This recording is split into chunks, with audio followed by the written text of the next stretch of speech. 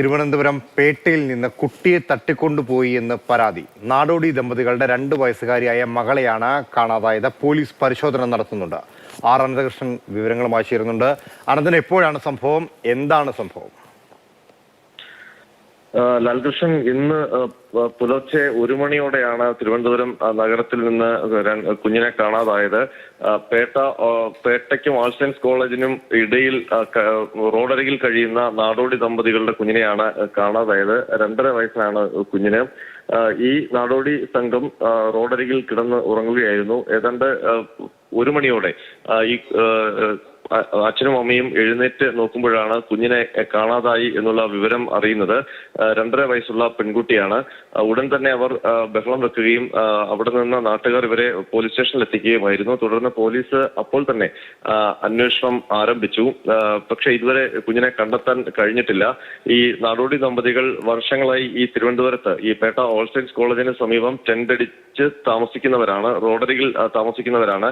ഇവർ യഥാർത്ഥത്തിൽ ബീഹാർ സ്വദേശികളാണ്.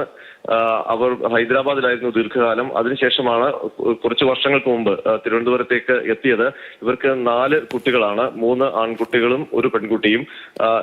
ഇന്നലെ രാത്രിയിൽ ഭക്ഷണമൊക്കെ കഴിച്ച ശേഷം എല്ലാവരും കിടന്ന് ഉറങ്ങുകയായിരുന്നു. അതിനുശേഷം 1 മണിയോടെ ഈ അച്ഛനും അമ്മയും എഴുന്നേറ്റ് നോക്കുമ്പോഴാണ് ഈ കുഞ്ഞിനെ കാണാതാകുന്നത്.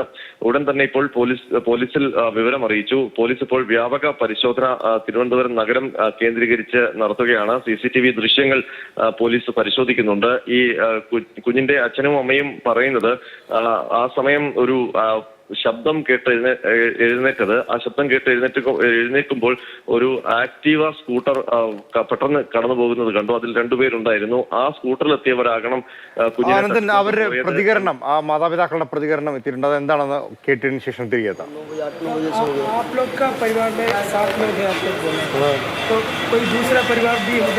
हाँ, मेरा बहन है, मेरा माँ बाप था, वो नहीं देखा, वो भी सो गया था, ये भी सो गया। बाजू में इतना दूर सर हट के जाली लगाया। आपका परिवार का दूसरा कोई परिवार है उधर? नहीं, मैं इतना ही परिवार है, सिर्फ इतना ही है।